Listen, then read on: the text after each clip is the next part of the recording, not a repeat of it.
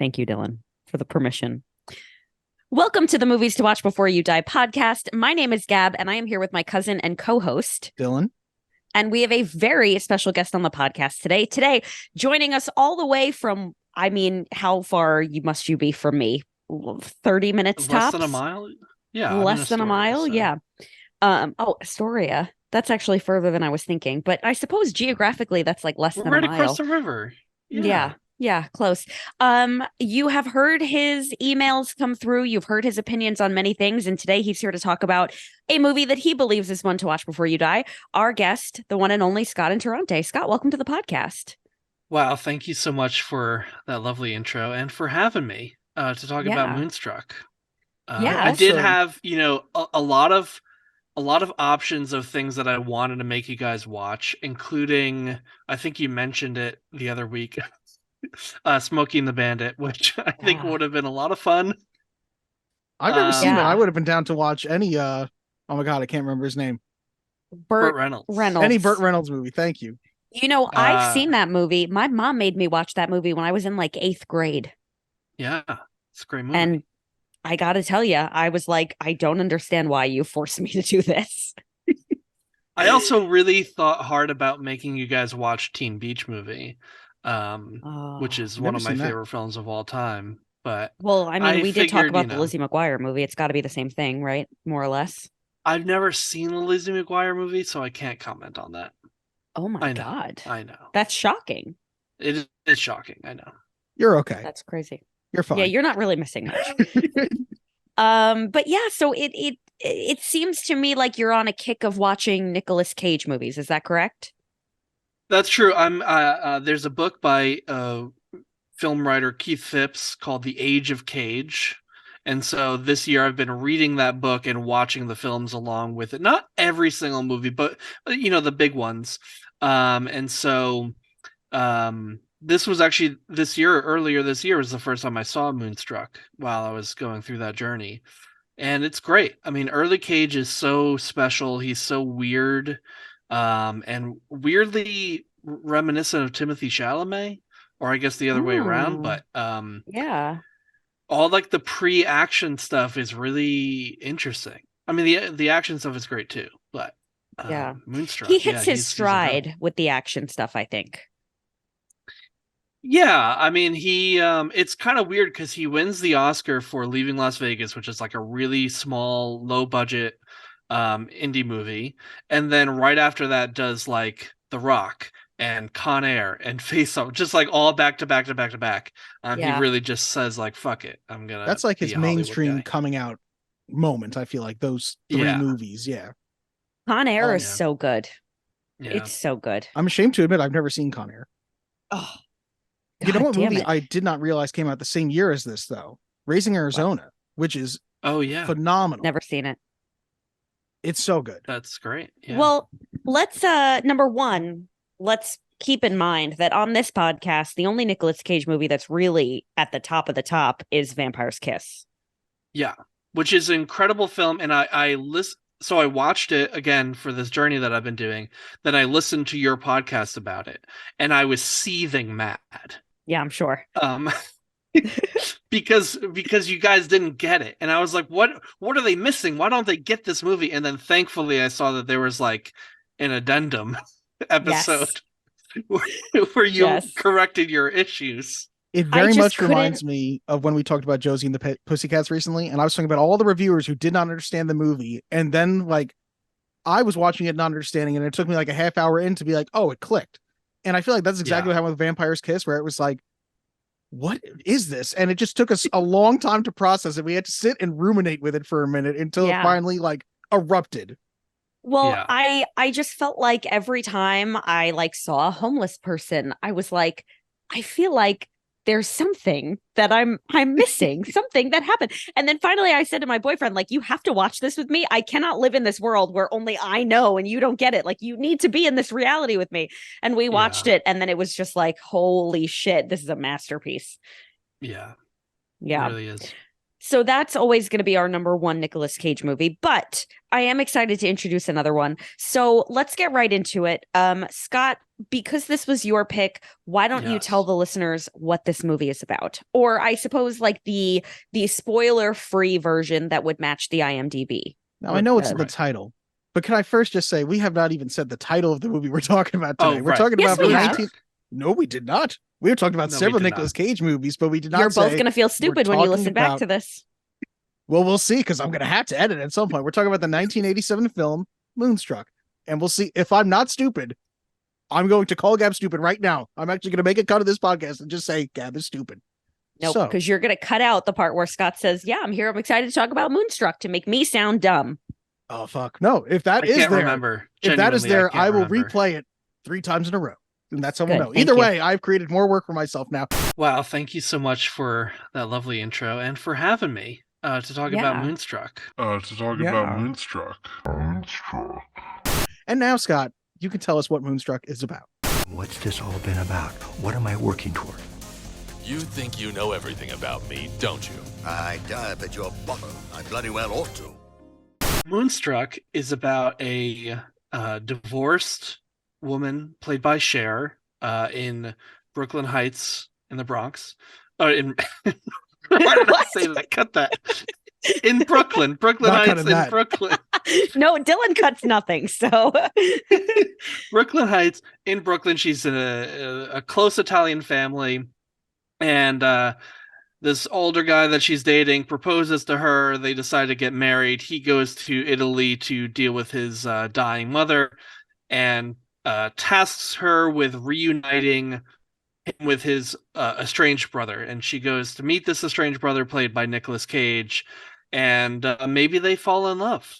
And it's a beautiful and charming exploration of love, fidelity, the moon, and opera. Moonstruck. I do want to say really quickly before we move on, it is important to note that in Vampire's Kiss, when Nicolas Cage goes to the Bronx, he does go over the Brooklyn Bridge, and it's all very confusing. So I'm going to give you a pass on that.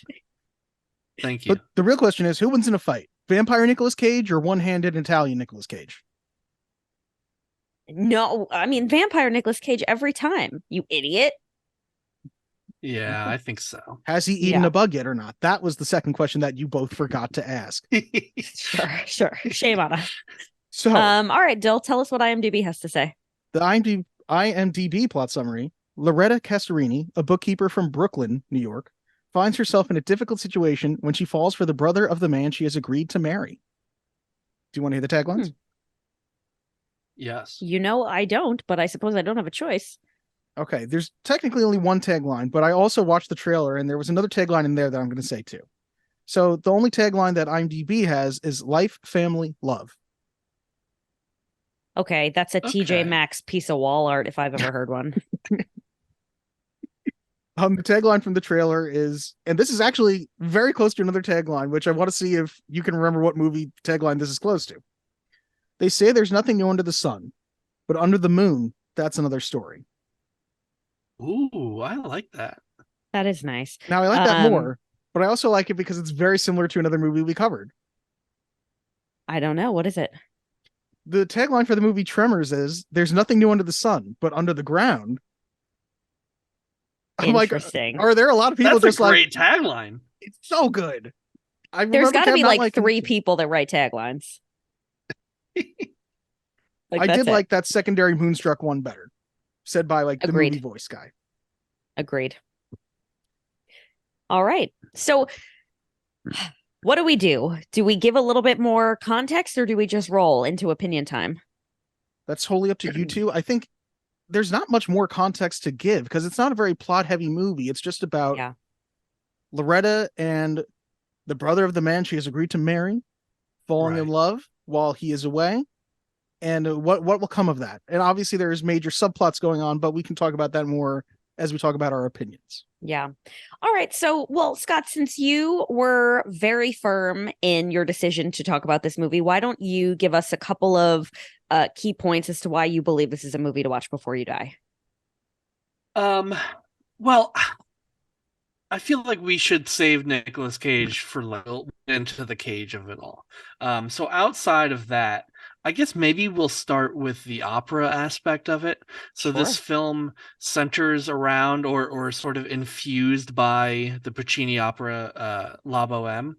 The movie actually starts, opening credit montage is sets being loaded into the Metropolitan Opera House, which at first you're sort of like, what is, why is this happening?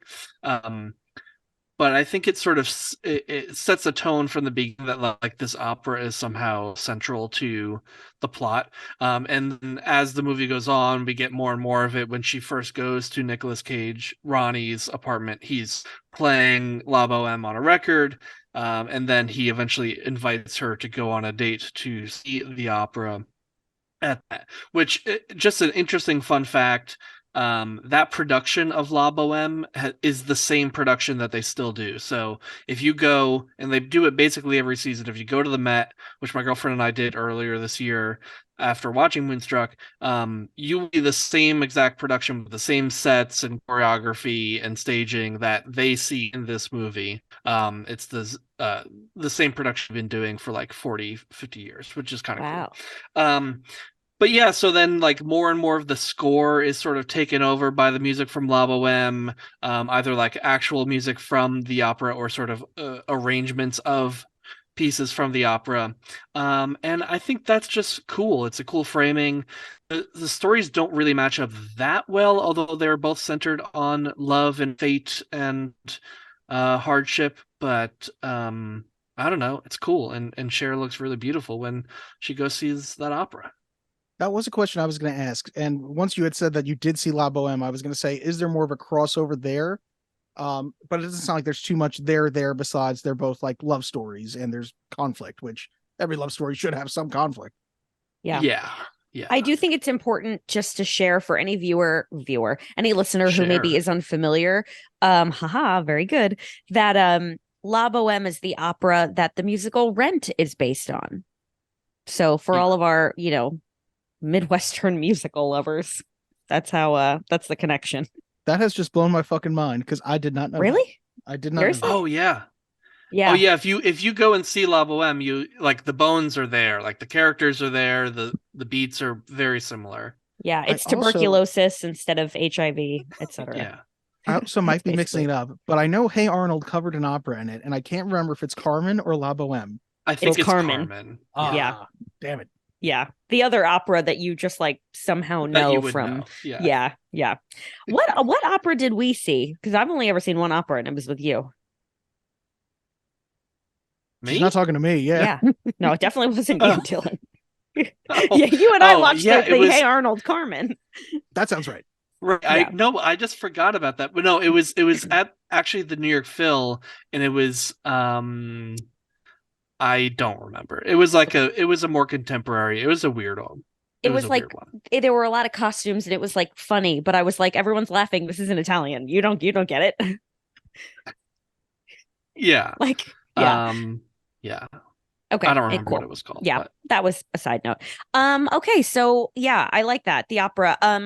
Obviously you have a background in music composition, so opera is something that you're very familiar with. That's something that you probably understand better than the average music fan, I suppose. Marginally. Okay. Marginally with opera or marginally in general? Because I feel like you definitely have a much better musical understanding than either Gab or I do. We are musical plebeians. Marginally in opera. I don't want to call myself an opera expert. Okay. All right. But it is important to note that you do write the music for the 90 Day Fiancé series. Well, I write some music that gets used on 90 Day Fiancé. And you know what? Another thing that I write music for? This fucking podcast. And I feel like it doesn't get mentioned a lot. It's not mentioned nearly enough. You're right. That I composed the theme music for this podcast. You're right. And you did it for me in 3 days tops. Like it was like, hey, Dylan and I are doing a podcast. Would you mind? And then I had options and it was really great. But as somebody who is like actively watching 90 Day Fiancé, it is so much more exciting to me to think like, because sometimes the music is very heavy handed and I'm like, oh my God. Well, so we don't do like any score to picture. It's just we write music and give it to them and they use whatever they want. That's so disappointing Oh, because I picture you in a yeah. sound booth, like in Forgetting Sarah Marshall, when he's Yes. doing the music for the crime show, and he's like, "Ba-doo, doo, doo, doo." Yes. When Yes, I yes. meet people and I tell them that's what I do, I use that scene. I'm like, in Sarah Marshall where he's like playing the one ominous note, it's like that. That's great. All right. Well, anyway, yes, the music for this podcast, very important. What else? Well, I want to hear from you guys. What do you think about It this? sounds like I- what we need to do right now is get into official opinion time. Is that what we need to We've do? been in opinion I thought time. we've been there. We didn't say it. We need to say how do I know where to put the cut? How do I know where to put the cut, guys? Okay. Nobody's thinking All of right. what Dylan has to edit this motherfucker. Okay, opinion time. In this critic's opinion, That's just like your opinion, man. Well, I have a right to my opinion, and my opinion is you have no right to your opinion. I'll start with my opinion. Here's something that made me very uncomfortable. Everyone is so ugly. What? I think you was just have a so problem with the uncomfortable. 1980s then. No, I had a Yeah. problem with her parents. I had a problem with all of her aunts and uncles. I had a problem with her. And I definitely had a problem with Nicolas Cage, who looked like he was a vampire Nicolas Cage, but like potentially going to shift into a werewolf when the full moon hit. I thought this was definitely about to be a werewolf movie. I'm shocked. Let me talk Dylan, very back me up. positively about two characters in this movie. Because there's only two characters who I think are fully likable. Fully 100%. They are doing nothing but great stuff. Raymond and Rita. And I had to pay attention to hear their names because they are a couple that I just found adorable. And I was like, if anything happens to Raymond and Rita in this fucking movie, I'm going to be devastated. Fair. They were just there at times Wow. too. They were there like Cosmos Moon. And I'm like, look at you looking at that moon. You're great. And Yeah. then he fucked his wife. Good for him. Yeah, he Yes, really and did. he let everyone know. I was What, uncomfortable with how ugly Olympia they were. Dukakis, the mom, she's very beautiful. She was beautiful. The Cosmo was just disgusting, and so was Johnny, the guy she was supposed to marry.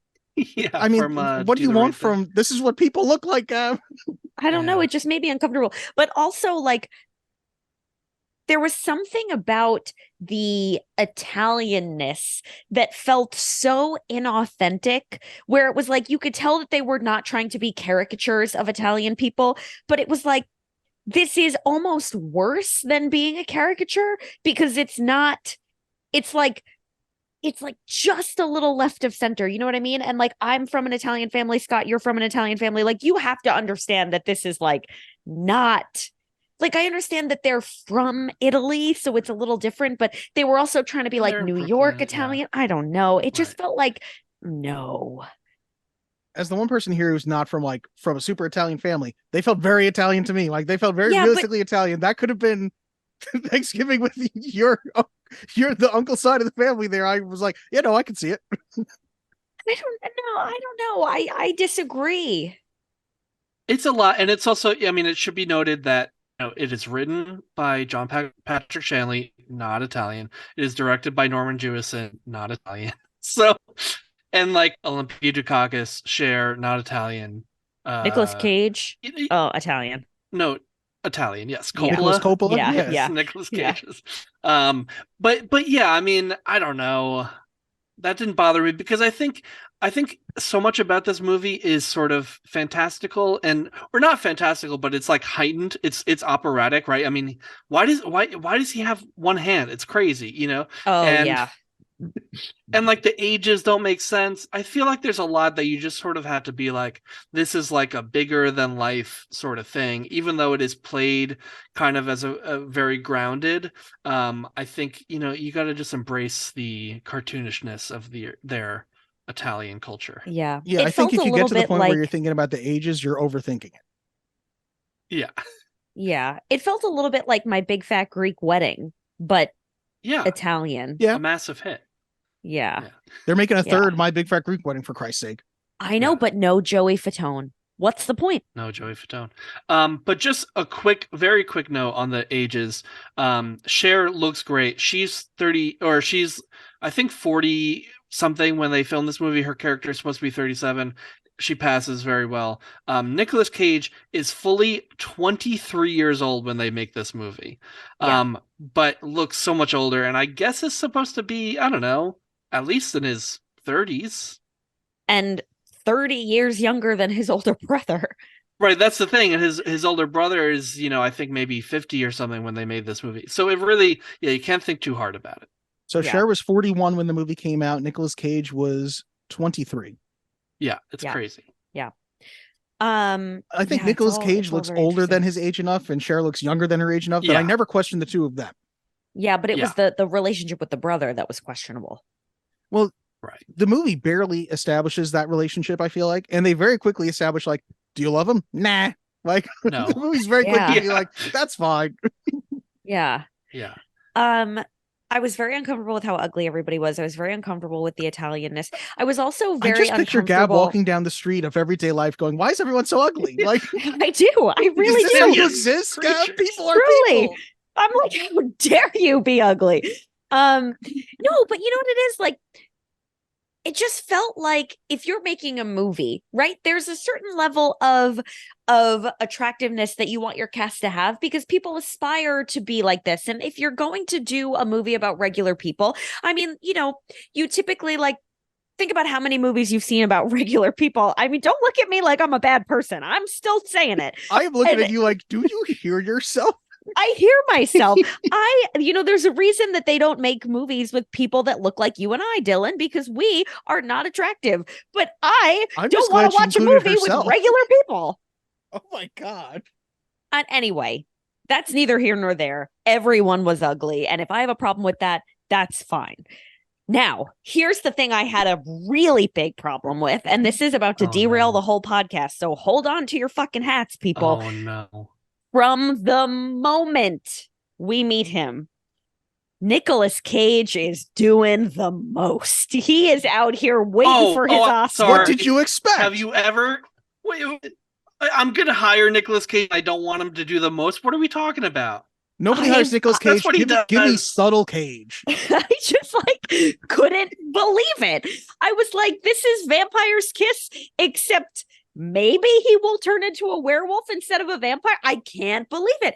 And then I was like, we really gave Cher an Oscar for this? Because frankly, she just happens to be acting opposite Nicolas Cage and seeming kind of normal. Now, I disagree with a lot of what you said there. I very much disagree with everything you said about Nicolas Cage, because we've talked about Vampire's Kiss 17 goddamn times on this podcast. And the fact that you were like, what's Nicolas Cage doing here? What were you expecting? Maybe I'm still fresh in this Nicolas Cage thing, and Vampire's Kiss makes sense. The movie as a whole, like, this movie is not at all similar to Vampire's Kiss. I was like, oh, this is it's going to be this like nice little romance movie. And then there's Nicolas Cage, like, my hand. I was like, what is happening? He lost his hand. He lost his bride. Johnny has his bride. Hand. It was crazy. I totally disagree, and I feel like I'm getting the same vibe from Scott on your Nicolas Cage point of view. But I will say I totally agree about Cher. That everyone's ugly. I'm a little shocked that no, don't put those words in my mouth. I do agree though about Cher winning the Oscar. I'm kind of like, in retrospect, I'm like, I guess I'm like, what was the competition that year? So I have it pulled up. And it is controversial because I think she's good in this movie, but I agree, she's not really the standout. She beat Glenn Close in Fatal Attraction, Holly Hunter in Broadcast News, Sally Kirkland in Anna, and Meryl Streep in Iron Beat. Which Meryl Streep, Close I get, probably should have won that Oscar. Exactly what I was about to say. It should have been Glenn Close. That's a sham. But am I mad that Cher has an Oscar? No. Didn't Cher win an Oscar for Beaches? That's Madonna. I don't know that to be true. Yeah. Who's Beaches? Yeah. That's not Madonna. Beaches. It's Cher, I think. I've never seen it, but it's definitely not Cher. It's Bette Midler. No. Someone younger is in that movie. The star of Beaches is Bette Midler. And there no Madonna, no Cher. I don't know what you're looking for here. You are flat out wrong. And no well. one won an Oscar for it. Oh, well, all right. Ain't that a I beef? tried. All right. Well, I just I guess I'm just still growing more familiar with Nicolas Cage. I because I also thought that there was a conversation about Nicolas Cage being nominated for an Oscar for this movie, or being shocked that he wasn't nominated for an Oscar for this movie. He was snubbed. Yeah, he was not nominated.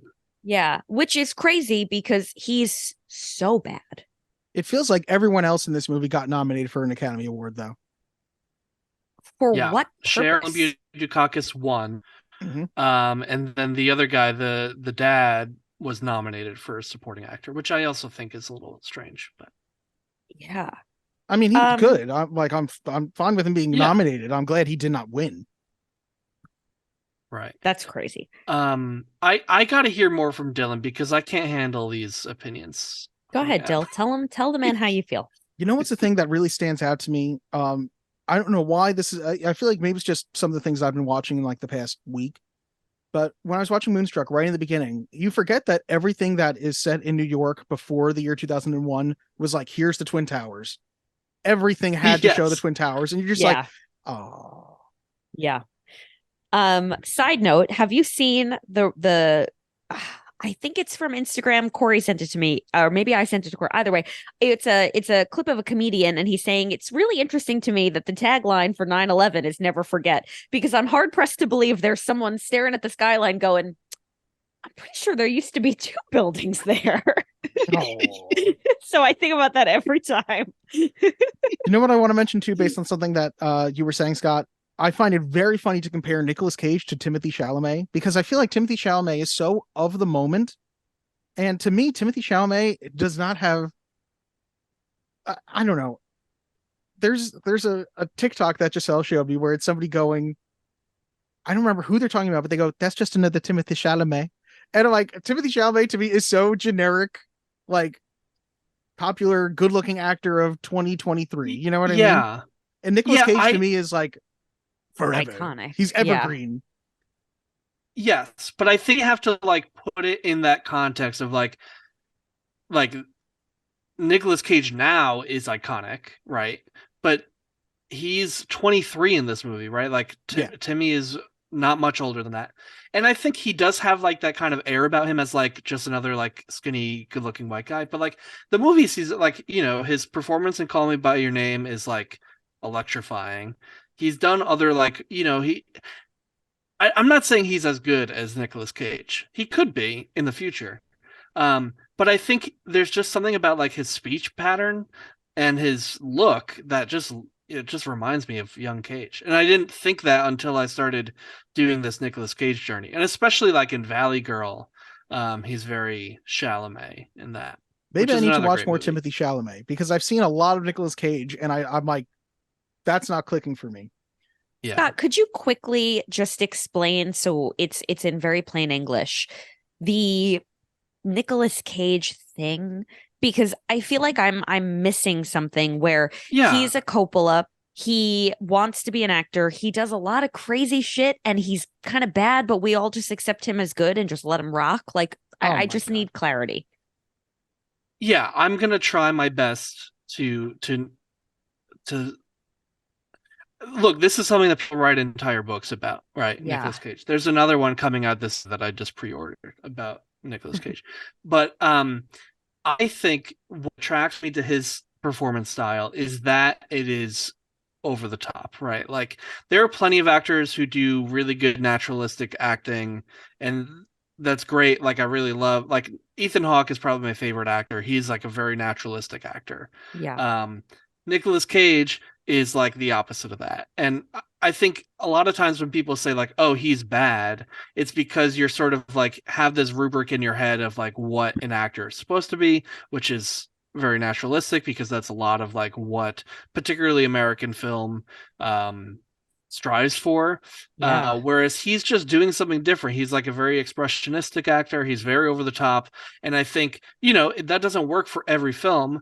And I see the argument about why it wouldn't work in a film like this, which is more grounded. But I think, to me, it just like, if I'm watching a movie, like I know I'm watching a movie, and I don't need to be like tricked. I mean, again, like I love naturalistic film as well, but it doesn't bother me, and it really excites me even like when a performance is like just batshit crazy, and he's always going 110%, and even like, yeah, I don't know, I don't find it bad. I find it just like committed to the text, right? Like in this movie, again, like I said earlier, it's like very operatic, this plot. He's like, he has this fight with his brother because he was in love, and then he lost his hand, and you know, or maybe he intentionally mutilated his own hand, and you know, he's this tortured bread maker. You know, it's all very silly, and I think the performance that he's bringing to it is appropriately over the top and silly. I mean, he's, I think, treating it like an opera character would, which is like, I'm over the top, and he can't sing because this is not an opera, but instead of singing, his performance style is just like, I'm gonna make it so big that the people in the back of the room can hear my singing, except my singing is my over the top acting, you know. That makes a lot of sense. And Absolutely. I think it also explains why it's so like hard for me to process, because I was trained with the Meisner technique, which is so hyper realistic and very focused on being like essentially a piece of furniture, right? Like you're just so blended in with the scene, and it just makes so much sense that you would never do anything out of context or anything that is not like, you know, really supported by the text that would seem crazy. Even a strong choice is one that would be completely explicable. And so to see somebody like, it's like, I can't, I can't, but like that would never fly, you know? If you watch any interview with Nicolas Cage, he talks so frequently about Germanic expressionism. And it's clear. Like I was watching something behind the scenes for this.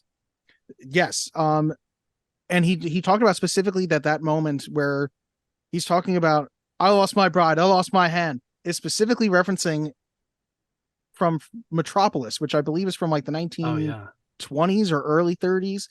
And it's a German film. And there's literally, like, they show it side by side, somebody from that movie doing the exact same pose. And he was just like, I just want to fit that in somewhere in there. And I feel like it reminds me of, I know that there was a moment we talked about in Vampire's Kiss where he said, I just wanted to see if I could do that. And it's like, he wanted to say boohoo while he was crying in Vampire's Kiss. That's what it was. Yeah. And he literally boohoo. But like, it just feels like it makes more sense in that context versus like a rom-com. Yeah, but I think, again, like, why I find it so appealing in this movie is because, so like, you know, we start the movie, we're with Cher, she's like got this boyfriend who she doesn't really love. She's like more like a mom to him. She's like taking care of him, making sure he eats the right thing before a flight. It's this very like practical kind of whatever, you know, she's divorced, she's been through her thing, she still lives with her parents. You know, it's all this very like humdrum stuff. And then she goes and meets this guy who she thinks is just another like routine errand that she needs to run. She's going to go and say, hey, your brother wants you to come to his wedding. And she goes there and she instead meets this guy who's fucking insane. And he's in a basement with fire and bread, and he's screaming about his wooden hand. And like, it's so over the top. And I think it's like, you know, it's so different from her life, and that's why she's so captivated by it. I think it makes it more believable why she's like, so, you know, taken by this guy, because he's so out of left field.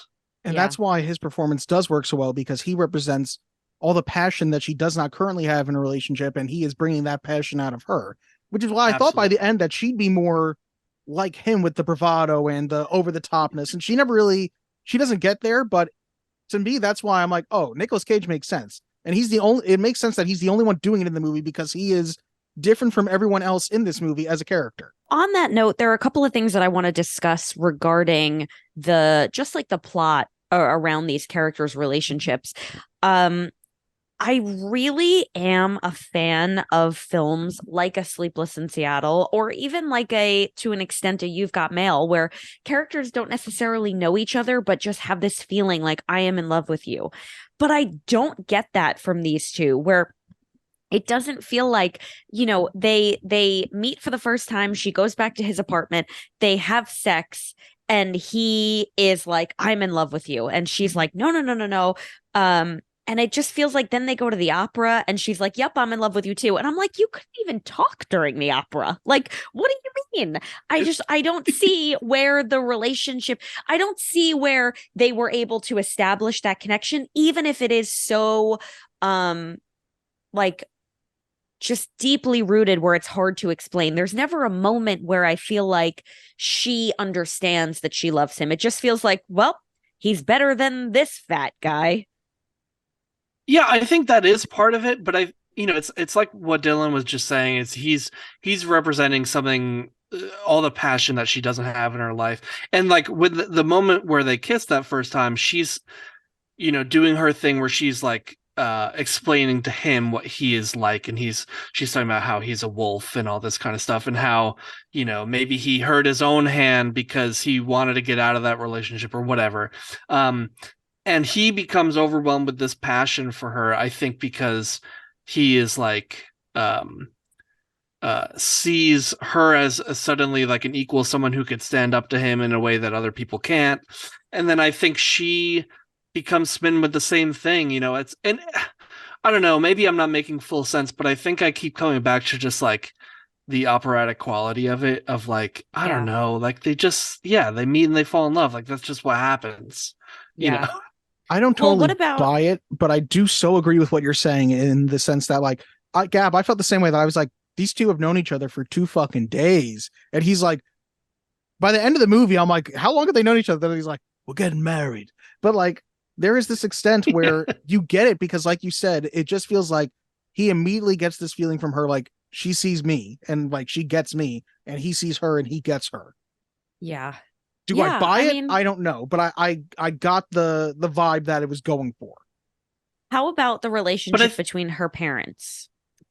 Well, that's what I was just going to bring up, because what I think is really interesting about this love story between the two of them is that in the background of that love story is like all this infidelity going on, right? So her dad is cheating on his wife, on her mom. Her mom doesn't necessarily go all the way there, but clearly like has this date with this guy, John Mahoney, he's so good in this. John Mahoney's great. Yeah.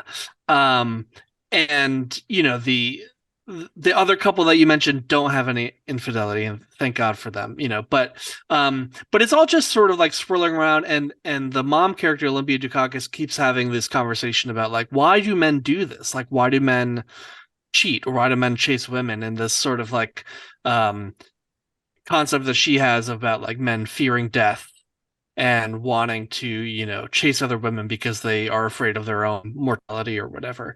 And I think all of that like makes it's an interesting context for the Ronnie and Loretta character to fall in love. And like, she's asked at the beginning, after she tells her mom that she's going to marry Johnny, the original guy, her mom says, do you love him? And Cher immediately says no. And her mom is like, good, that's for the best. Like, love makes people do crazy shit, And then at the end, when she's going to marry Ronnie, her mom says, are you in love? And she says, yeah, I love him awful, or something like that.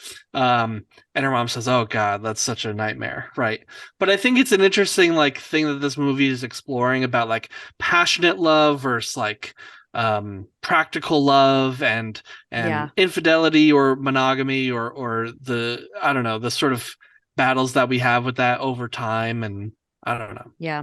One thing I did really enjoy was when Johnny proposes to her at the beginning of the movie, she's like, you have to get down on one knee. And he's like, I'm going to ruin my suit. And she's like, well, you can't propose marriage if you're not on your knees. So he gets on his knees and she goes, well, where's the ring? And he's like giving her his pinky ring. And she's like, all right, I guess. And then later on at the end of the film, when Ronnie proposes to her, he does not get down on one knee and doesn't have a ring. And she says yes anyway. And I just want to say, on behalf of every woman everywhere, abso-fucking-lutely not. But that is neither here nor there. I can appreciate the tie-in.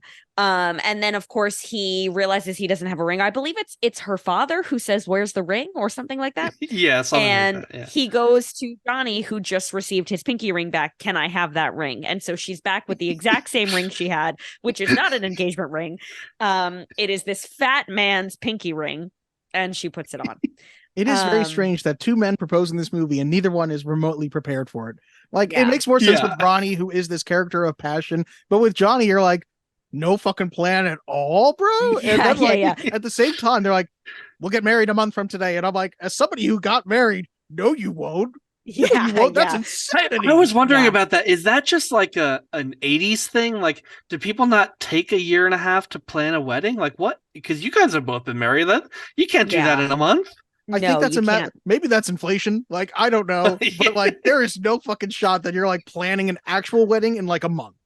Well, it's interesting though, because she does say that in her first marriage, they just went to City Hall and got married. Yeah. And I was like, "Oh, it's a good idea." And then she's like, "But it's bad luck. That's why it didn't work. You have to have a reception and you have to have a dress." And I was sitting there thinking, like, is that true? Is that like a thing? Because I from what I understand, it's the opposite. Like, you spend all this money and have this big party, and that's not great. But I do think that they were probably not referring to a wedding as we know today. They were probably referring to like, we're going to go to the church and then I'll go out to dinner. And that you can do in a month. Yeah. I do also feel like we talked briefly about the infidelity of this movie, which first, to compare Rose's infidelity to Cosmo's infidelity, I think you were just saying them, but I'm like, these things are one of these things. It's not like the other. Oh, no, absolutely. Yeah. Cosmo is clearly in an ongoing, I don't know how long affair with this woman that he's buying gifts for and he's spending all this time with. And Rose she's clearly lonely and knows what is up. She knows that she's being cheated on, which like I kept waiting for. Here comes the conflict. And it sort of never really comes with its fists out. You know what I mean? You get the one moment where she is with John Mahoney and she has one dinner with him and he clearly is like begging like, "Hey, let me see your place," or "Hey, come back to my place."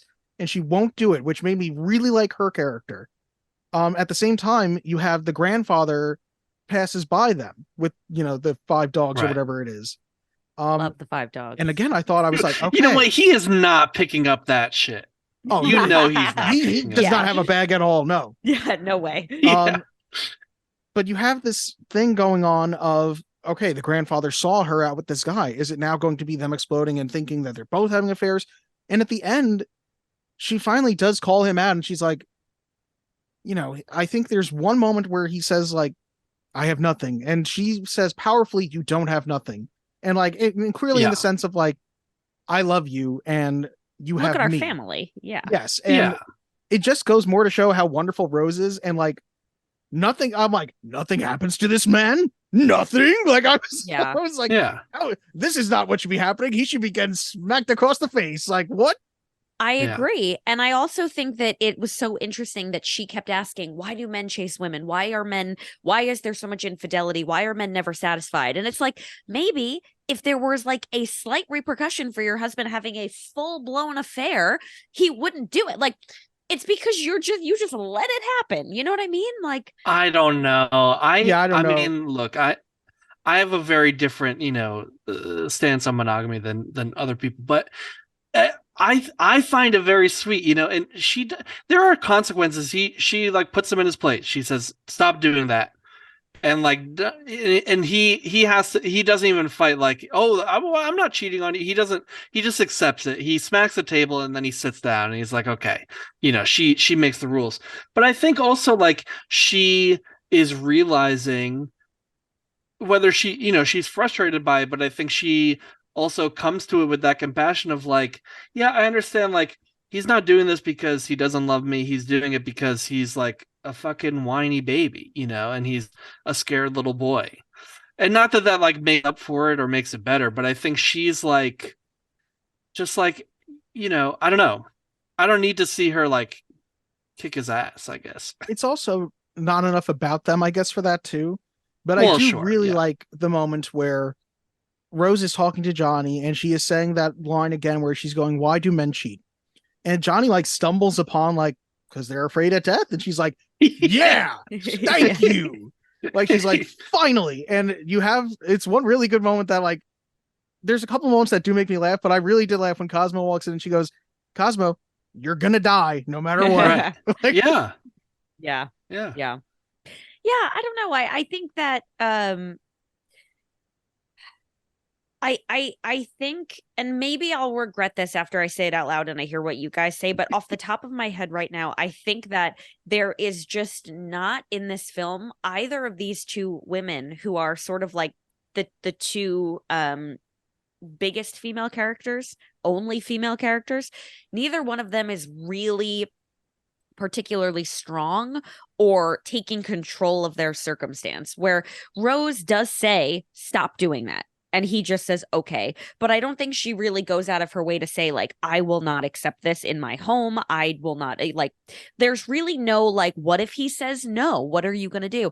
And I do feel like Loretta Sher is really only with Ronnie at the end because Johnny says, hey, my mother isn't dying after all. I don't want to marry you. Whereas if he came home and said, okay, it's time to get married, she was just going to do that. So I don't really think either woman in this case is really like controlling her own destiny, you know? I agree with I think Rose. it's I don't agree unclear as much what- with Loretta. Yeah, I think it's unclear what she was going to do. She was definitely going to, like, that's what they were there for. They were going to tell him what she was actually going to do. Because I know once he eventually does come in and say he's not going to marry her, then she's mad that he's breaking his promise, even though she didn't want to marry him anyway. But Yeah. I think she was going to say, like, hey, I want to be with your brother. But I do agree. Yeah, I mean, things are happening to them more than they are making things happen. Definitely. Yeah. But I kind of feel that way for most of the characters. Like there's no character that has like an overwhelming amount of agency in this movie. You know what I mean? Oh, you know what's a moment that like I find it's equal amounts. I found this really funny and also, wait, what's happening here? It's the first time we meet Ronnie in the basement of the bakery, and it's maybe my favorite line of the movie when he says, bring me the big knife. I'm going to cut my throat. Like, I don't know why, it just like it caught me real fucking well. And you have this back and forth with this other employee, Chrissy. I think it was Chrissy, who's like, I won't do it. I'm not bringing you the big knife. But yeah, she has this moment where she says like, I love him to pieces or something like that. Like she clearly admits how much she loves Ronnie. And then it's like, and you will never see her again. Yeah. And I think that like, I'm sure that there was more to that they were like, snip, snip, cut that right out of the movie because they're like, you know what? We got to make this baby move. And she's not making it happen. Yeah. Yeah. That but did I think very much remind it's me also of my dad. just. But I think it's also just myself. sort of like shows. Sorry. The big knife part? Yes. Oh, okay. Do you want to elaborate on that? I didn't think I feel like maybe that's weird. If you know, you know. There's just some men do we are not just all fucking dramatically are like, I'm gonna kill myself today? You know what? Yeah. Today's the day. But yeah, no, I think it also just shows that like he is not alone for lack of options, right? It shows that like, oh, there are people who are still interested in him, even with his quote unquote mutilated hand. Which is, you know, important for Cher to be able to like call him out on his bullshit. Yeah. It feels like right now you and I are having a sword fight with Scott, and we're like, here's what we think is wrong. And he's like trying to parry, and he's like, no, that's why this is there. Yeah. And you know what? Sometimes you say something like you just said that, and I was like, yeah, that fucking works. He's kind of right. I also, another line I really like in that same scene, he's sort of ranting and raving. He says, bread is life, and I bake bread. Yes. I was like, my God, what am I watching? Yeah, there was a lot of craziness. I think I also, so I will say this, the only context I had around this movie was that at one point during our Sleepless in Seattle episode, Scott, you wrote in and said that Dylan mentioned that Sleepless in Seattle seemed like a really good prompt of write a love story where the two characters never meet or something like that. And you said that the closest thing to that would be Moonstruck. So when they met in the beginning, I was like, what? No, see, okay, I'm gonna pull up my email because that's not what I said. Okay, please do. I think But I have it right here. That's because why what it is I so was talking great. about was, yeah, no, you Characters who quote hate me. each other at first. That's why it is so great when you get rom-coms like Moonstruck, where the characters do not hate each other. And yes, I will come on the pod to talk about that movie. Oh, so Now, they don't hate each other. yes, they immediately meet each other and they immediately are like, "Oh, we're in love." Whereas in other rom-coms, they Yeah, have I to mean, have there's that cooling period. tension. Yeah, there's tension at the beginning because of, Ronnie being the way he is. I think in general, it's not like, because a lot of rom-coms, it's not until like that third act where they admit that they love each other, right? And this is Yeah. like, the conflict is that they love each other, right? In the Sure. circumstances that they're not supposed to. Yeah.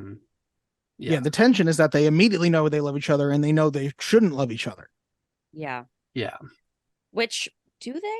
I didn't really get that necessarily. Well, they're passionate that- about each other. Yeah, you get that from Loretta, that she knows that like this is wrong.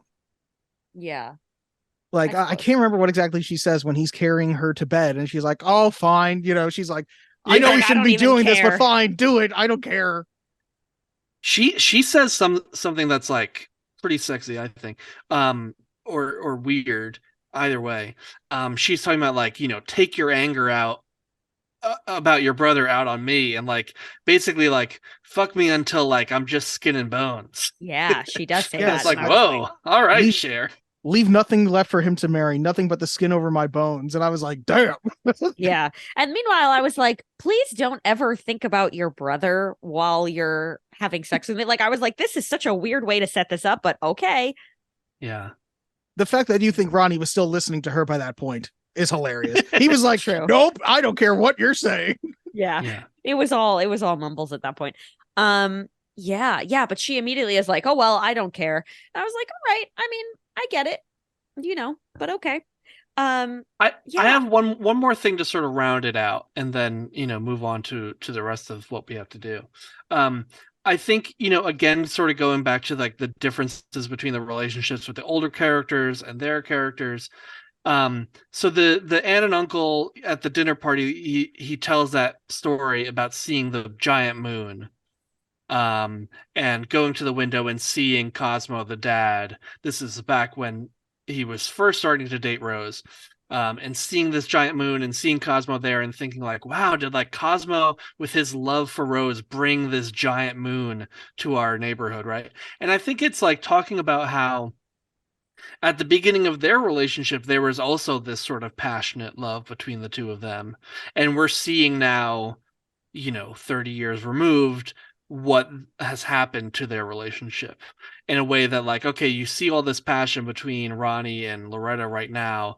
And like, okay, but what does that look like 20 years from now, 30 years from now? I think that's interesting too. Yeah.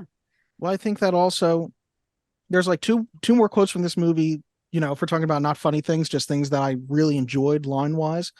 I believe it's Raymond who was talking about Cosmo's moon and telling the story, who he gets up when there's that full moon out and he goes, look, it's Cosmo's moon. And, yada, yada. These are the two characters who, like, despite their age, still have this passion for each other. And there's a line that Rita says that I found just fucking adorable. And I'm like, it's another moment where I was like, I'm in for these two. Let nothing bad happen to them. Where she says, in that light, with that expression on your face, you look 25 years old. And he just comes back to bed with her. And I was just like, let nothing bad happen to these two. They're perfect. Yeah. Agreed. The other moment that was like, from a screenwriting point, it was just another line I loved about relationships and about, I guess integrity, is when Rose is with John Mahoney's character and he's really trying to get to that apartment with her, trying to get in with her, trying to, work his magic with her, I guess. And she says, I can't invite you in because I'm married, because I know who I am. And it was just a moment that for me, like with Rose, I was like, I am down for this character. That's why I think I didn't like the fact that she didn't demand more penance from Cosmo, because I was like, look at this character who is like fucking knows who she is, knows what she wants, knows what should be happening. And I was very disappointed to see, like, I guess him not get his just desserts for also not being there with her. I think that's part of the point of the movie, I guess, is that, I don't know, he fears death, he's scum, I don't know. Cosmo sucks. Yeah. He does suck. Yeah. Yeah. I think that, what we want, and by we I mean the royal we, like what society wants from a movie like that, is to know that, you know, your the passion between two people at the beginning of a relationship doesn't have to end because of life or age or circumstance or whatever. Like it is something that can be maintained through work. And you sort of see that it was there for the parents in the beginning, and obviously it's gone now with him having an affair.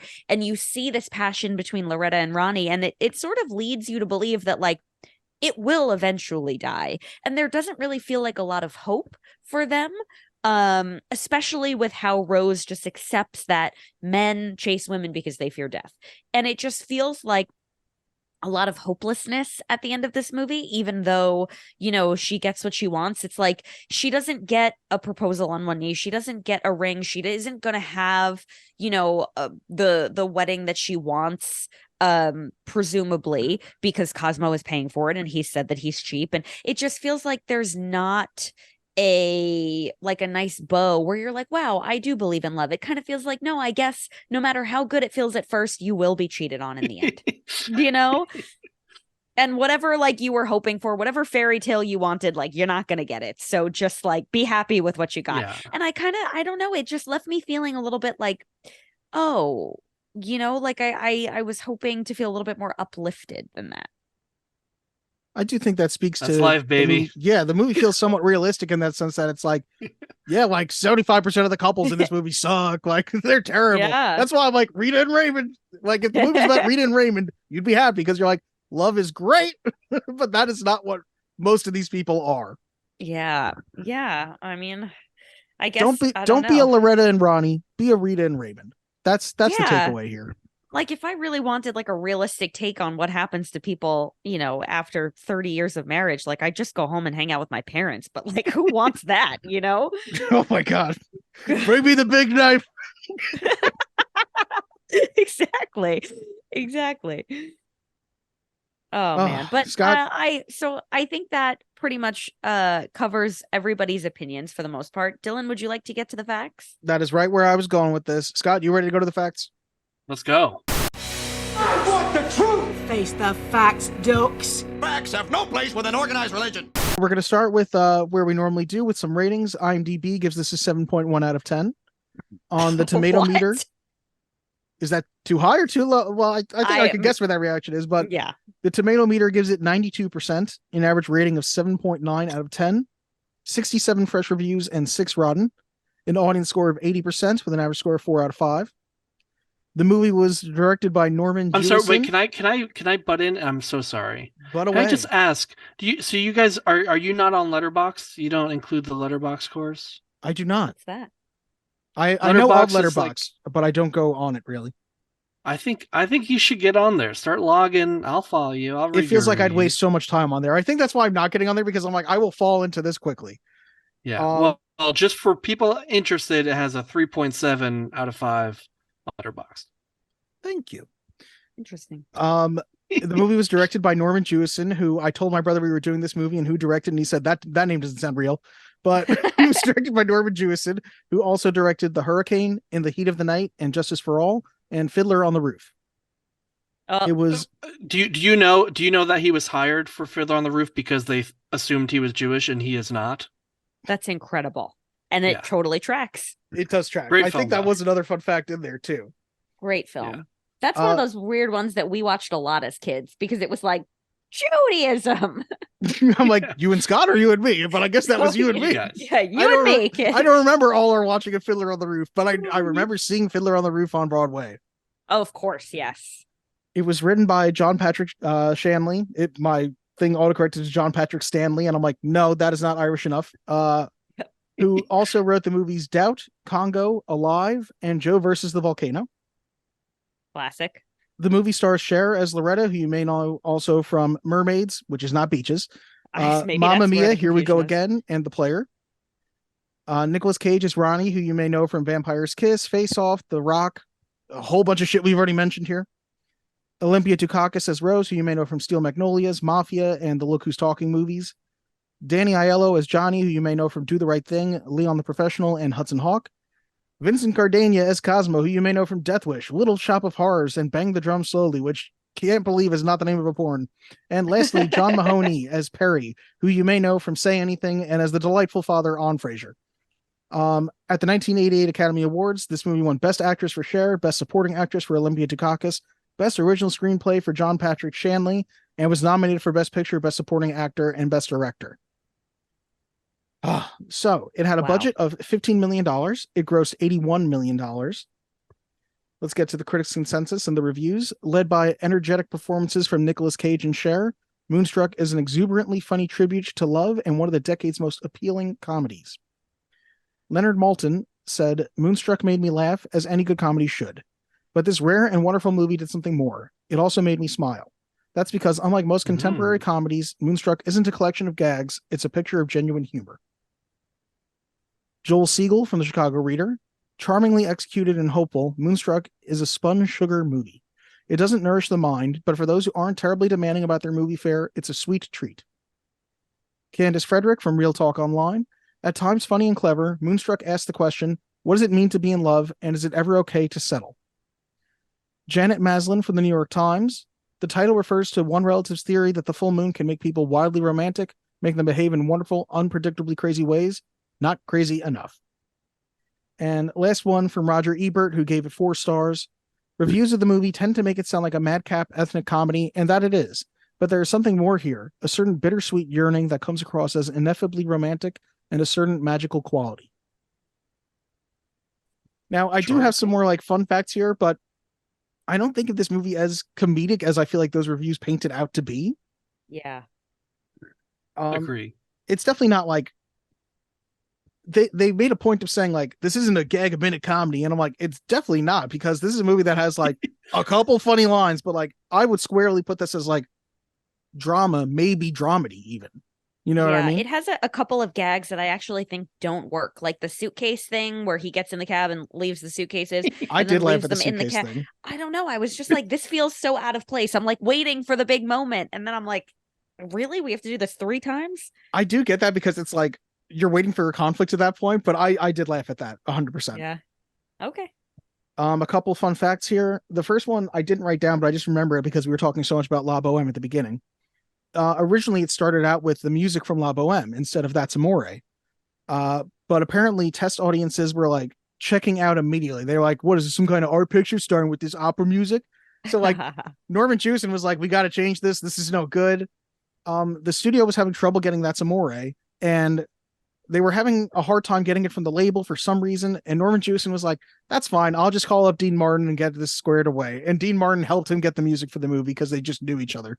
Wow, that's crazy. Great. Another thing, Nicolas Cage's screen test did not impress the studio, and they wanted to get someone else to play Ronnie. But Cher insisted that Nicolas Cage was the only one to play the role and threatened to quit unless he was hired. After a few days, the studio relented, but the studio did have her screen test with another actor. The other actor who was almost Ronnie was Peter Gallagher. Ooh, wow. That would have been fun. I can't see him being over the top like Cage is, but Peter Gallagher's a good actor. Yeah. Great eyebrows. Great eyebrows. Yeah. Norman Jewison was also fined by the Actors Union for not allowing the actors to go to lunch until they perfected the moods of the characters for the climactic scene in the kitchen. Wow. He'd be fine today. I guess. While filming between takes, Cher mentioned to Olympia Dukakis that the movie was going to be a dud. She originally thought that she was giving a bad performance, and of course she went on to win the Oscar and Golden Globe. The customers leaving the Camerari's Bakery as Cher is entering are the parents of Martin Scorsese. Wow. Okay. That's the weirdest, that's the most out of nowhere fun fact I saw this whole time. I was like, what the fuck do those things have to do with each other? That's crazy. The line snap out of it was voted as the number 96 movie quote by the American Film Institute. And this was ranked number 8 on the American Film Institute's list of the 10 greatest films in the romantic comedy genre. Okay. Cher has stated that acting was too demanding after being diagnosed with Epstein-Barr syndrome in the late 1980s. Her biggest regrets regarding her acting career include turning down roles in Thelma and Louise, The Addams Family, The Piano, and Death Becomes Her. I'm just going to say it. Cher feels too iconic. Like Cher is Cher. It's very hard to imagine her as anybody else because she's just got that voice. And I don't know. Yeah. That's how I I think feel. she's fine. That's how I feel about most musicians when I see them in movies. Like I don't like seeing Lady Gaga in anything because I'm like, you're just Lady Gaga. Stop it. Disagree entirely. Star is Born but is so good though. that's okay. Still haven't seen it. I've heard enough of it. I just felt like I didn't need to be that depressed. It was probably for the best. Have you seen the other ones? No. Oh my God. We've had this conversation before. Maybe I'll watch it. We'll see. Just a couple left. Olympia Dukakis said her daughter was going to college on credit cards when Moonstruck came along and turned things around for her.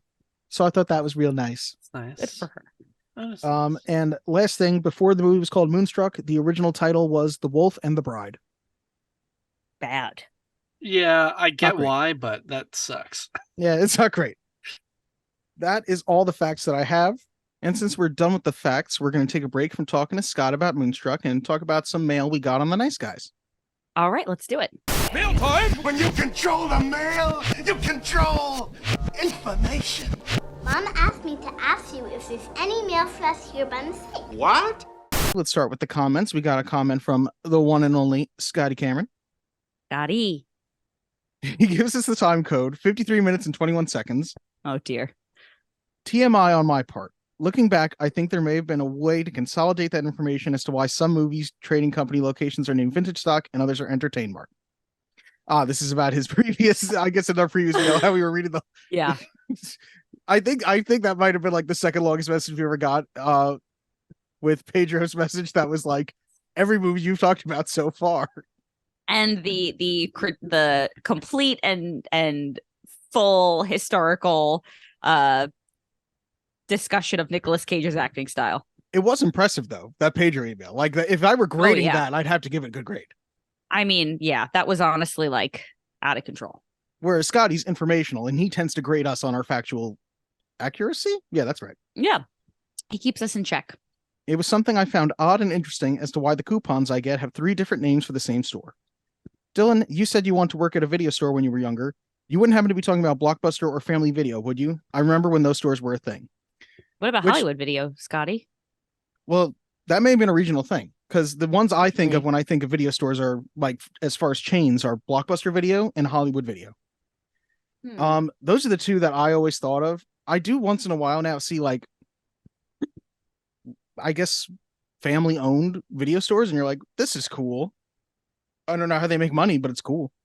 Yeah. Oh my God. Actually, side note, there's this store in Midtown and it's designed. It's like the front of the store makes you think it's a video store, but if you look closely, it's like a porn store. You know what I mean? Where they like sell videos, quote unquote. And the store is called Video. And the first time we ever walked past it, Corey points it and goes, "They're not even trying." I was just about to say this before you even said that. Every time Giselle and I are in New York City and we're walking around, I will stop and go, "Ooh, videos, movies," and then I see the adult and I'm like, "Oh man." Yeah, no, not the kind you're looking for. No, Giselle, I didn't want to take you to go get porn. I was really hoping that they'd sell DVDs that I could look at. Nope.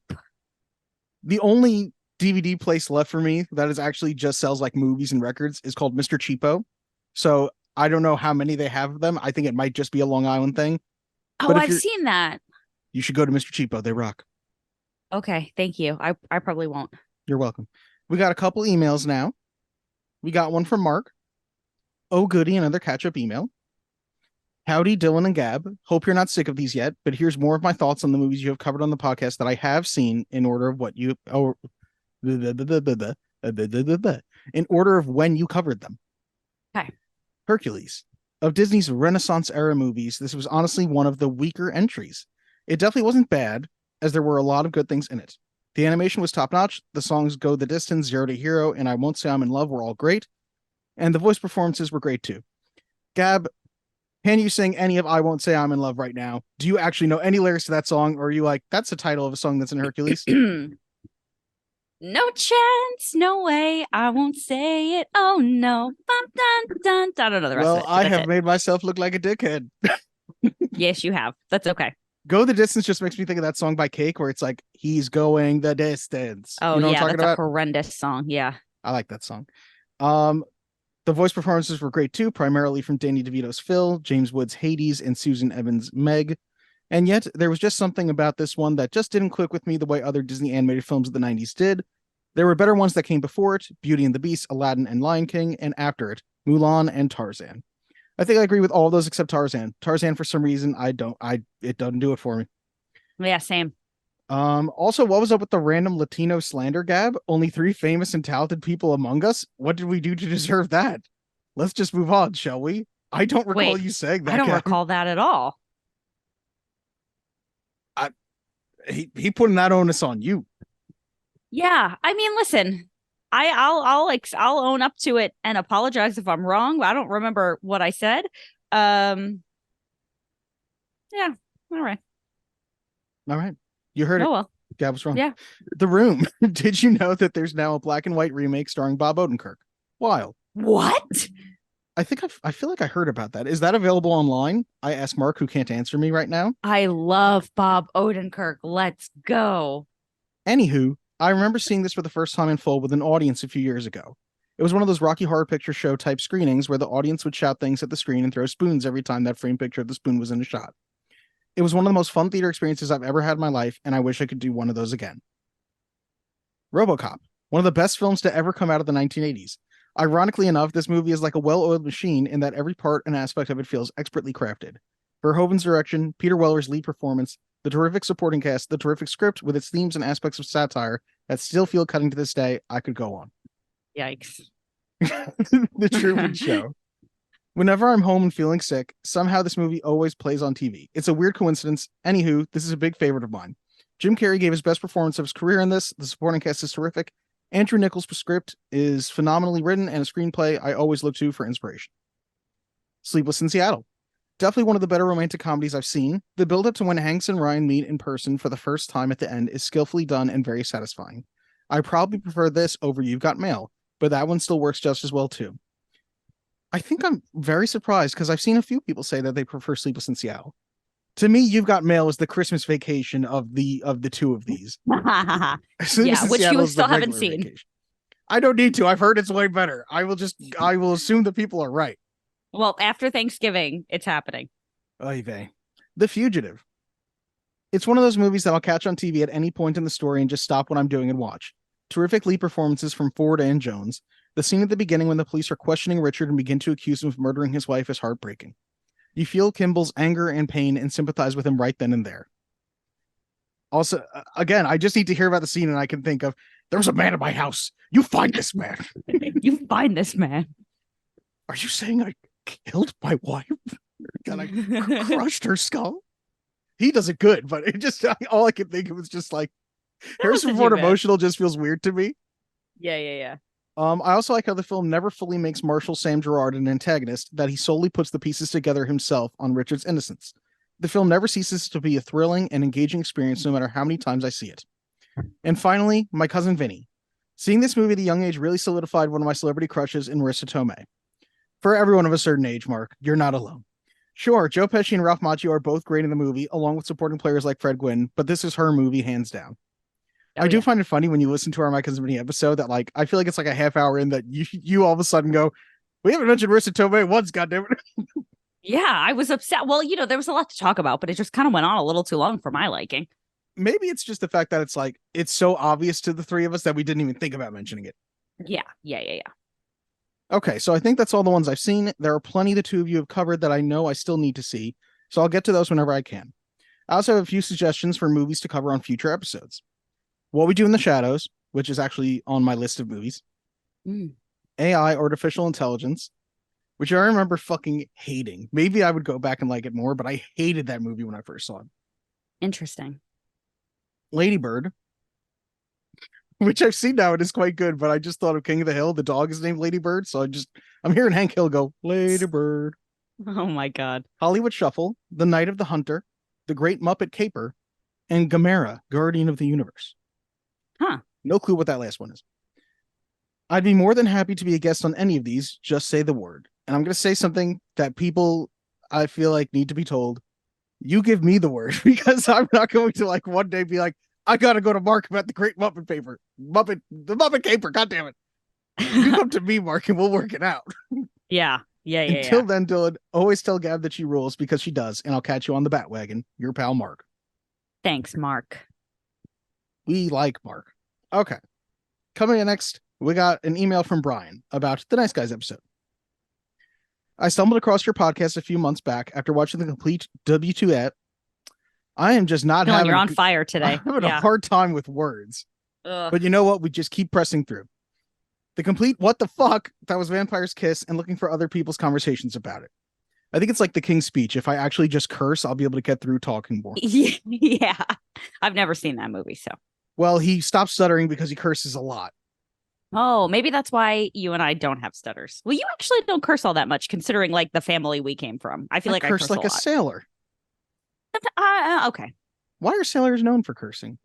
I digress. I don't think they had women on their ships, so they were free to speak freely. I don't think as society we didn't curse because women were around.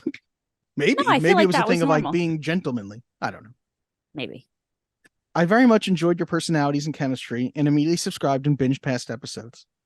I will admit, I roll my eyes every time I hear the why you should listen to us section where you boast about your credentials. Yet I regularly hear you say things like, what did David Fincher direct again? And who is James Gunn? As well as an ever-growing list of classic movies, both old and new, that one or both of you admit having not seen. Maybe just say, we love watching and talking about movies instead of presenting yourselves as some kind of experts. Still, I listen and enjoy. I mean, we're not experts. I don't think we ever proclaimed to be experts. But here's the thing I think maybe is being lost a little bit in translation.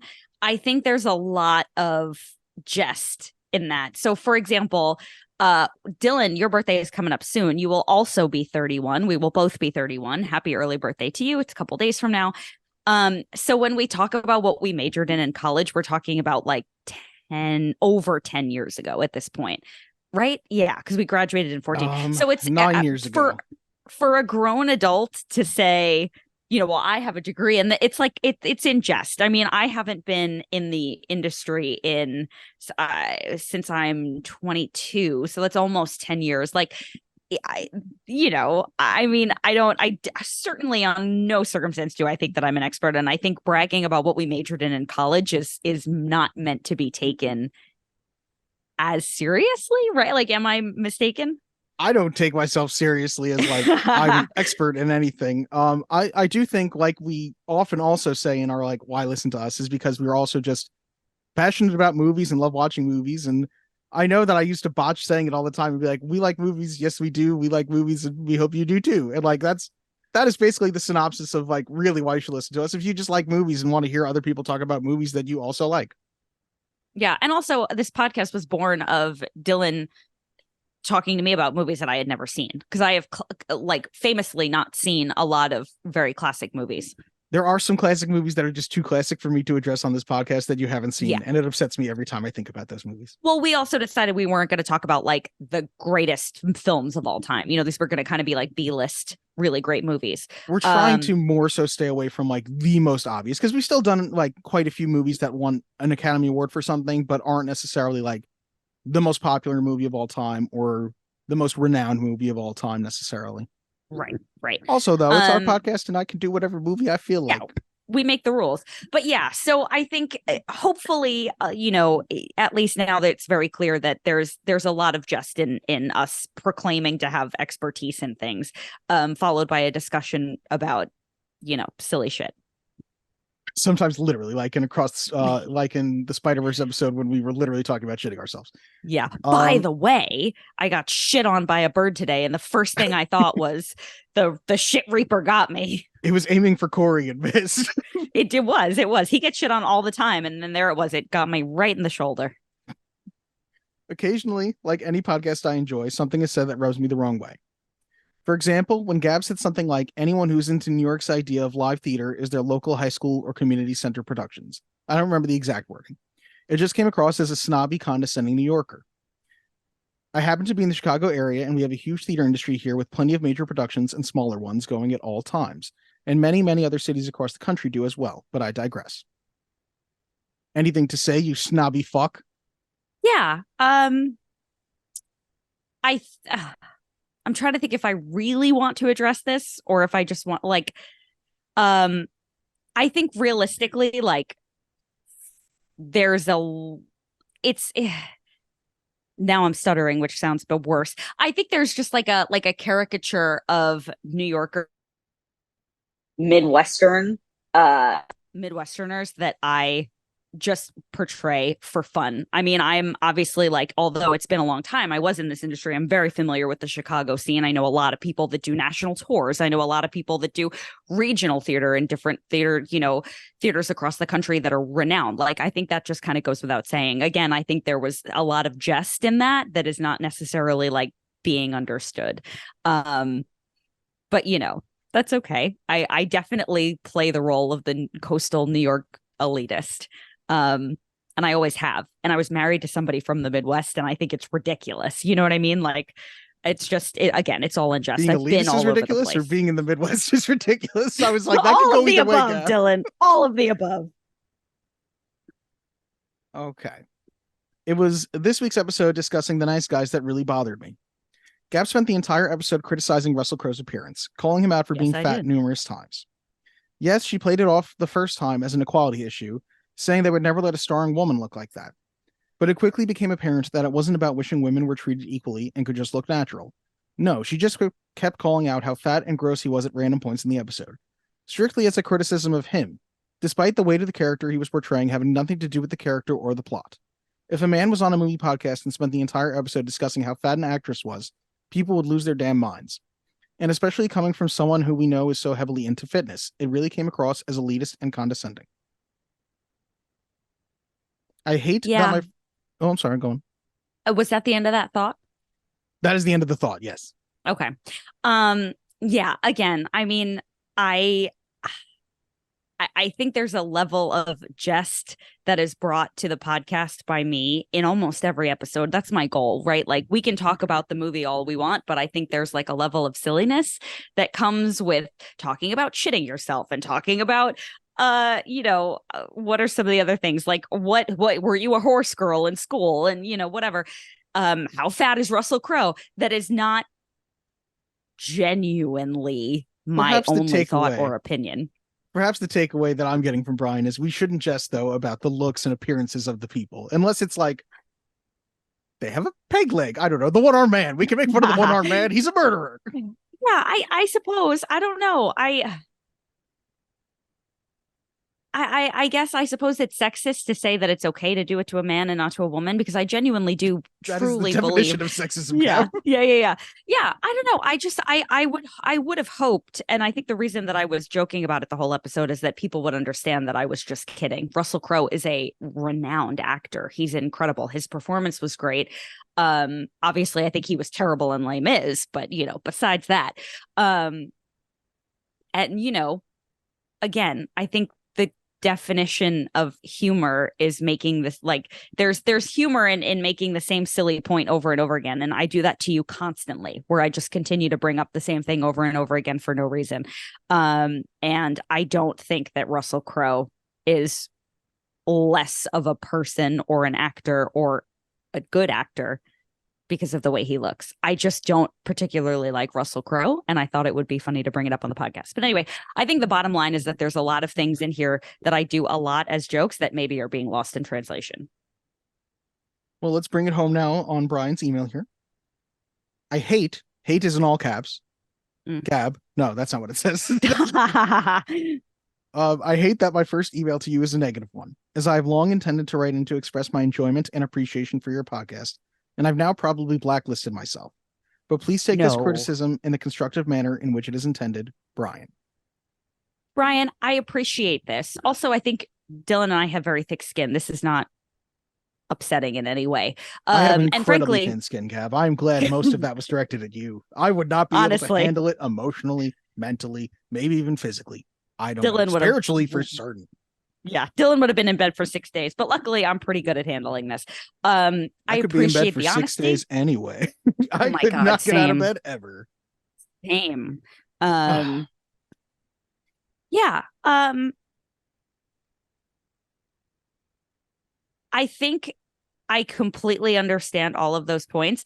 I think my only response is like, it's all in jest. It's very much just a very silly, lighthearted, none of it is meant.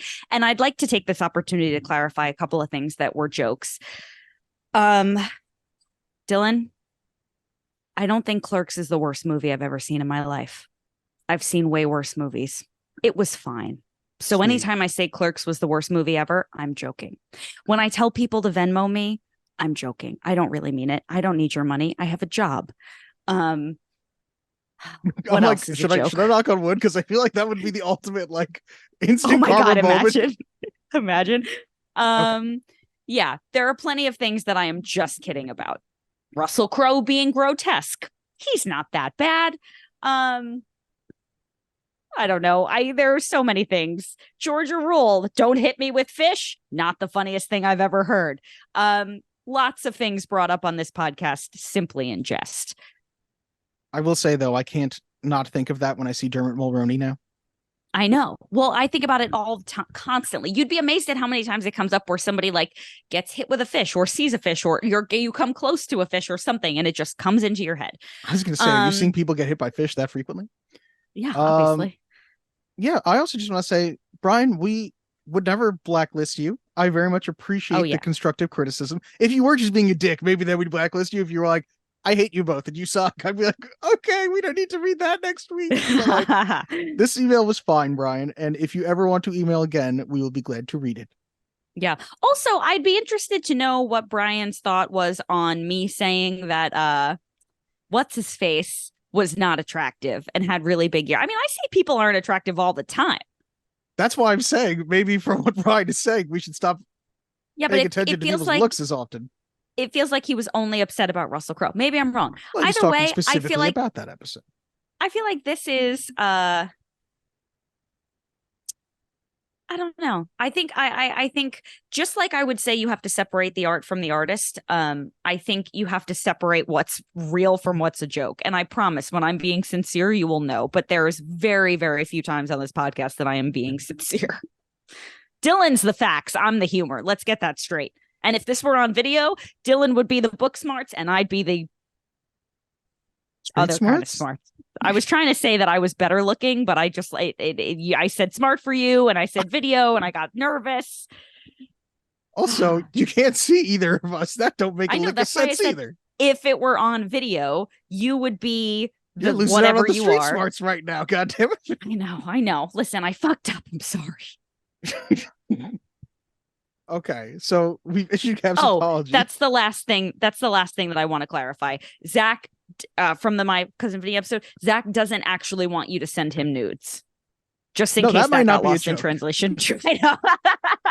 I don't know if that was a joke or not. We don't condone that. We don't endorse you sending them to us to show him. So if you can find a way to find him, go right ahead. So now that that's all been cleared up, we can move on. So thank you, Brian, Mark, Scotty, for your stiff. I take all of it to heart. And Gab takes none of it. But we will go forward. Gab is unaffected, but does appreciate the engagement. And now let's get back to should we get back to talking to Scott about Moonstruck? Please. Do or do not. There is no try. The guilty will be punished. Sentence is death. Scott, this was your pick, so hit us. Okay. I honestly didn't think I was coming in here to be the sole defender of this movie, but I guess I am. But I shouldn't have to be. Like you said, it's on that AFI list of 10 greatest romantic comedies of all time. It won 3 Oscars. I'm stalling, I guess. I think this is a movie that you should see before you die, because of its incredible Nicolas Cage performance. It's interesting and unconventional use of of flawed relationships that make you think and reflect, and it's just a fun time. I don't know. I feel like I did not give a good closing argument there. That was okay. You've done enough throughout the episode that we Thank you. understand. Dylan, do you want to go next or you want me to go? It's up to you. I feel like either way, it's going to be fine. Do you want me to go next? Yeah. Well, actually, no, let me go because I think mine's a little bit more obvious and I'm a little on Sure. the edge of my seat about yours. I think as a woman, I think as somebody who has been in a flawed relationship, I think we've all been in flawed relationships, but I'll say firmly as someone who's been in a failed relationship, maybe I think that's fair to say. I don't love that this movie leaves you believing that it is just inevitable.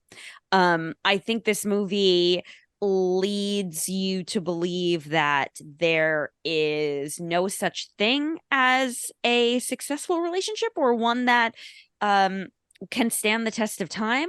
I think this movie leads you to believe that it is better to be in a relationship with someone that you don't really care that much about so that you can't get hurt.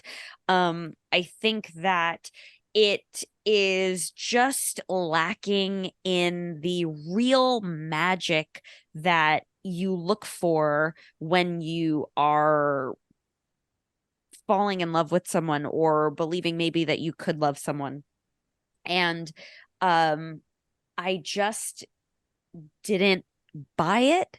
But I will say, I think that Nicolas Cage is like, I mean, it's like watching somebody. It's like watching the hibachi chef make a volcano and then make the fire come out of the volcano. It's like I get it, but it's still really cool to watch. It's very interesting. I didn't love it. I was really hoping that this was going to be like a romantic comedy that I was going to make me cry and make me emotional, and it did not at all. And I just don't see the Cher appeal, and I also think everyone was ugly. Thank you. God, you really had to bring it back to everyone is ugly. But yeah. I will say it's interesting. I feel like Scott is this firm yes, you're this firm no, and I feel like I'm neither. I didn't disagree with anything you said virtually this entire time, Scott. I really don't think I did. I feel like if we were just talking about the Nicolas Cage performance, it's 100% a Cage performance to watch. He's great in it. I think he is. The problem is, I think he's the only part of this movie that I'll remember. If you ask me a year from now, like, tell me about Moonstruck, I'll be like, yeah, Nicolas Cage is really cool in it. And there's that part where he's like, Johnny's got his bride, Johnny's got his hand. Like that will stick with me for years. Yeah. The rest of this movie, not as much. And maybe it's just that our sensibilities have changed somewhat, because I was shocked to hear this even called like a romantic comedy, because I'm like, it's romantic. I don't think it's that comedic. Like, it obviously sprinkles in comedy, but it's not there for me in a lot of ways. It's certainly not bad. I certainly wouldn't talk anyone away from watching this movie. I'm like, if you have the opportunity, this movie comes on the TV, I'm not going to be like, change the channel, you gotta get away from it. Like, for me, that movie, if we're talking about that romantic comedy, that's Trainwreck. Trainwreck is the movie that I'm like, get the fuck away from that movie. But this movie, it was perfectly fine. I had a perfectly pleasant time. And it's like Ronnie's bread. It feels sort of like it's empty carbs that are just going to be gone in a little bit. Wow, shots fired at the bread. Yeah, I love bread. I love bread. Bread's where it's at. Bread with butter, the tops. Yeah. But it's not bad. It's just not there for me. I'm also going to be a no. Wow. I appreciate you coming here. I appreciate your defense of it, because like I said, there were times where you were coming back at things we said, and I was like, that's a good point. There was a lot of times where I felt that way. So, but look, it's a high bar. Movie to watch before you die. That's a high bar. You guys are building a very selective canon. I also there is some really stuff feel... in there. Go on. No. Yeah, well, we're about to say the same thing. I was just gonna say, I feel like the bar specifically for Nicolas Cage movies is extraordinarily high now. I'm still telling you at some point that I will bring Face Off on here. And I would like to bring Con Air. So, we'll get there. Wow. Scott, thank you so much for coming on. Yeah, thanks for having me. I would love to have you back at some point. Yeah, I would love to come back. I'll do a musical if I come back. That would be great. Yeah. Yes, I 100% want your musical opinions, because I do feel like that is somewhere where I lack in my knowledge. So I did very much appreciate you.